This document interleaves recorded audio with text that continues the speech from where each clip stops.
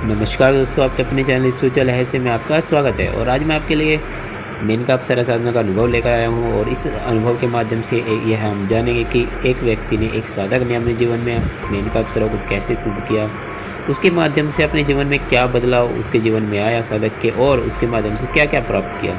और भी बहुत कुछ हम जानेंगे इस वीडियो में और आगे आने वाली और भी वीडियो में, क्योंकि यह अनुभव है, ये अलग अलग पार्ट में डिवाइड रहेगा। क्योंकि अगर मैं एक ही वीडियो इस चैनल पर बना देता तो काफ़ी लंबा अनुभव हो जाता और कोई देखता भी नहीं उस पूरी एक वीडियो को। तो इसलिए मैं अलग अलग पार्ट में डिवाइड करके यह अनुभव डालूँगा। तो शुरू करते हैं। अप्सरा साधना को अपने आप में काफ़ी अच्छी साधना माना जाता है। ये जो अप्सराएँ होती है ये प्रेम प्रदान करने वाली होती है, धन यश भी प्रदान करती है अप्सराएँ। ऐसी ही साधना एक व्यक्ति ने की जिनका नाम है श्याम सुंदर। और लेकिन आज जो श्याम सुंदर के बारे में मैं बताऊं तो श्याम सुंदर का जो यह अनुभव है, यह अनुभव उनके पोते ने डाल रहे हैं, क्योंकि जो उनके दादाजी थे श्याम सुंदर, वे अब इस दुनिया में नहीं हैं। यह बात उस समय की है जब भारत गुलाम था अंग्रेज़ों का। उस समय भारत में गरीबी बहुत ज़्यादा थी। देश की ज़्यादातर जनता कृषि पर निर्भर थी। कृषि प्रधान देश होने के कारण कृषि तो यहाँ पर बहुत ज़्यादा की ही जाती थी उस समय में। जो इनके दादाजी थे वह भी कृषि किया करते थे। वे उस समय जवान थे। उनकी जो आयु थी वो 25 से 26 के साल के लगभग थी। उनका यह गांव जो उनके पोते ने भेजा है वह रहने वाले उत्तराखंड के हैं। और वहीं पर उनका जो गांव है वो जो पहाड़ी इलाके में पड़ता है वह है। गांव का नाम तो इन्होंने नहीं बताया है और अपना नाम बताने से भी मना किया है कि, लेकिन इन्होंने अपने दादाजी का नाम बताया है श्याम सुंदर। और इनकी जो दादी थी उनका नाम था कंचना देवी। गांव जो इनका था ज़्यादा बड़ा तो नहीं था, उसमें कम ही लोग थे, इसलिए ज़्यादातर लोग एक दूसरे से अच्छे से परिचित थे, एक दूसरे को अच्छे से जानते थे, जैसे गाँव में रहता ही है माहौल। तो जीवन अच्छा खासा इनके दादाजी का चल रहा था, अपने कृषि किया करते थे। एक दिन गांव में एक साधु आया। साधु देखने में अपने आप में काफ़ी विलक्षण दिखाई देता था और अपने आप में काफ़ी ज्ञानी दिखाई देता था। लेकिन जैसे ही वो गांव में आया तो वह किसी से बात नहीं कर रहा था। ऐसा लग रहा था मानो उसके लिए यह गांव बिल्कुल नया था, वह यहाँ पर किसी से परिचित नहीं था। लेकिन फिर भी उसकी निगाहें, उसकी नज़र किसी न किसी को ढूंढ रही थी, ऐसा लगता था मानो। एक बार जब वह एक जगह अपनी, जहाँ पर उसने अपनी जगह स्थापित कर ली थी, जहाँ पर वो रहने लगा था साधु, कुछ दिन बीत जाने के बाद, तो इनके दादाजी वहाँ से निकल रहे थे, क्योंकि जो इनका घर था और इनके खेत था उसके बीच में ही रास्ते में कहीं साधु रुका करता था। तो एक बार उसको इन्होंने जब देखा और साधु ने भी उसकी नज़र उस पर पड़ी, तो वह इनको काफ़ी देर तक देखता रहा। वह कुछ नहीं बोला और फिर थोड़ी देर बाद वो आंख बंद करके बैठ गया। शायद वो कोई साधना कर रहा था। उससे अगले दिन वह जब इनके दादाजी खेत में जा रहे थे तो साधु की इन पर दोबारा से नज़र पड़ी और साधु ने कहा कि आज संभल कर रहना और सावधान रहना। अगर कुछ भी समझ में ना आए तो अपने कुल देवता का नाम ले लेना, समस्या जो तुम्हारी समस्या है वो दूर हो जाएगी। लेकिन इनके दादाजी ने उस बात पर ध्यान नहीं दिया और ये आगे चले गए। साधु चुप हो गया। कुछ देर बाद जब यह अपने खेत में पहुँचे तो यह काम करने लगे, खेती करने लगे। तभी वहाँ एक विशाल का सर्प आया जो काले रंग का था और देखने में उसको यह काफ़ी भयावह प्रकार का वो लग रहा था सर्प। उसको देखकर श्याम सुंदर बहुत ज़्यादा डर गई, क्योंकि यह उस समय वहाँ पर अकेले ही थे। आसपास दूसरे खेतों में लोग काम कर रहे थे, लेकिन उस समय अपने खेत में अकेले ही थे। जैसे ही इनकी नज़र उस सांप पर पड़ी तो ये देखकर उसको डर गए और यह एक जगह खड़े हो गए। सांप लपककर इनकी तरफ आया और उसने इन्हें डस लिया। यह बेहोश होकर, मूर्छित होकर पृथ्वी पर गिर गए। उसके बाद वहाँ से कुछ लोग, थोड़ी देर बाद वहाँ से कुछ लोग गुजर रहे थे उनकी नज़र जब श्याम सुंदर पर पड़ी और वे श्याम सुंदर को अच्छे से जानते थे तो उन्होंने शोर मचाया देखकर श्याम सुंदर को, और वे पास गए श्याम सुंदर के। उनकी आवाज़ सुनकर वहाँ पर काम कर रहे और दूसरे खेतों में लोग इकट्ठा होकर वहाँ पर आ गए।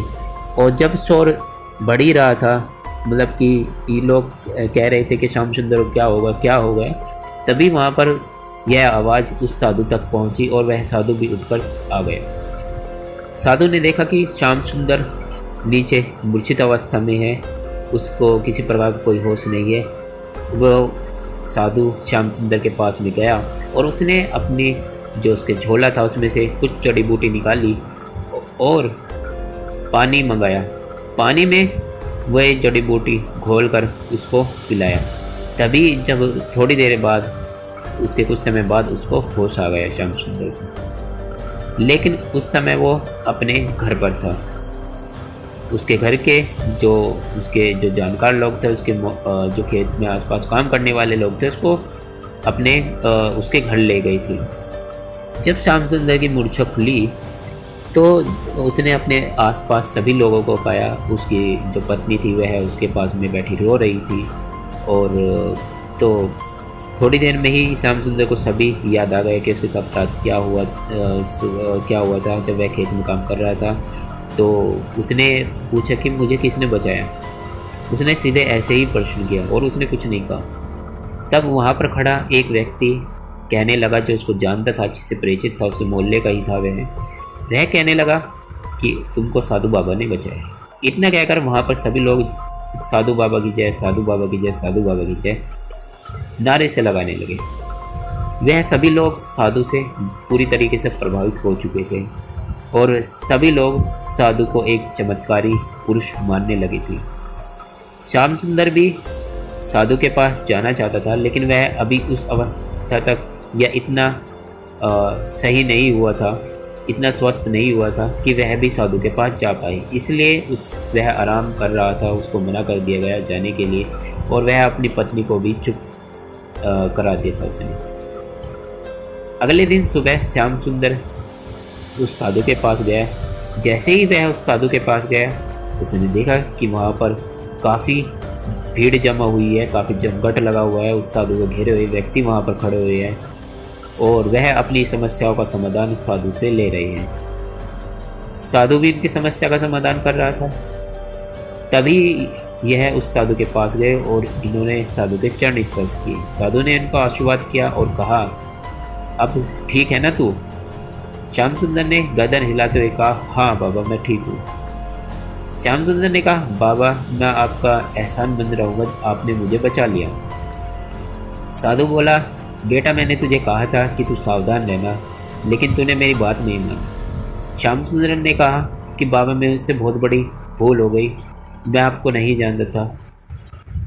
साधु ने कहा, आगे से सावधान रहना। श्याम सुंदर ने अपनी माफ़ी साधु से मांग ली थी। साधु भी प्रसन्न था जब उसने श्याम सुंदर को बिल्कुल स्वस्थ देखा। श्याम सुंदर ने साधु के दोबारा से चरण पकड़े और कहा, बाबा, आप मेरे साथ घर चले।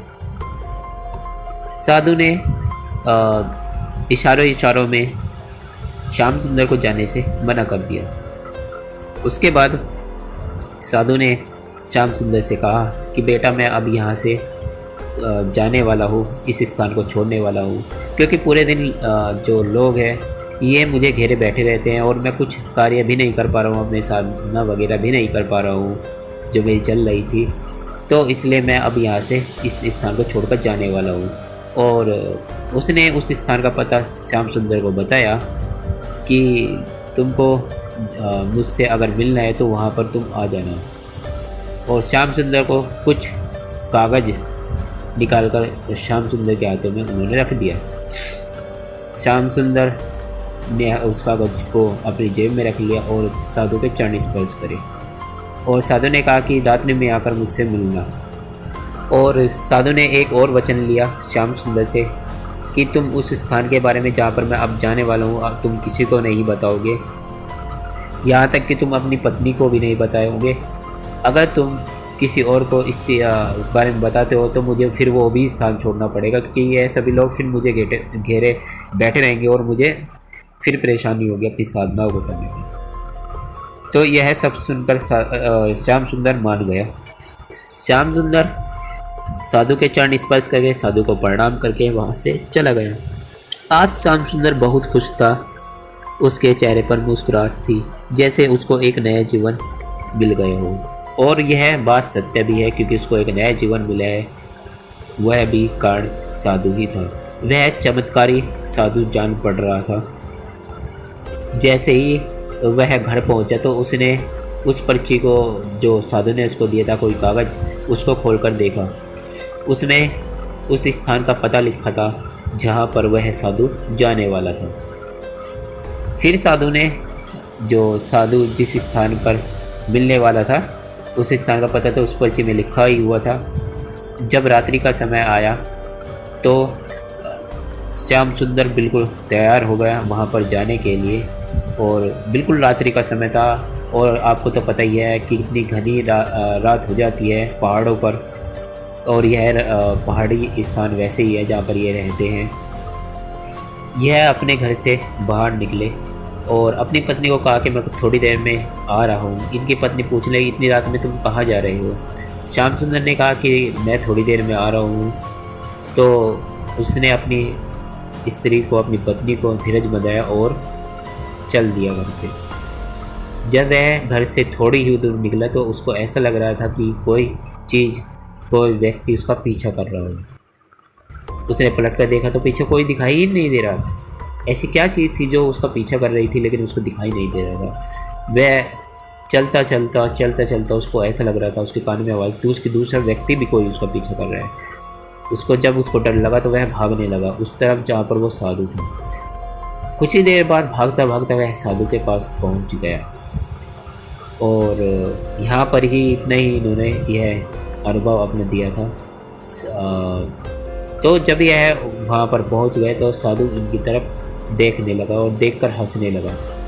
तो वह साधु इनकी तरफ क्यों हंस रहा था अगली वीडियो में हम जानेंगे। और ऐसी क्या चीज़ थी जो इनका श्याम सुंदर का पीछा कर रही थी, और इस साधु ने आज इनको इतनी रात्रि में अपने पास क्यों बुलाया, ये सब कुछ हम अगले वीडियो में हम जानेंगे, क्योंकि इतना ही इन्होंने अनुभव हमको दिया था।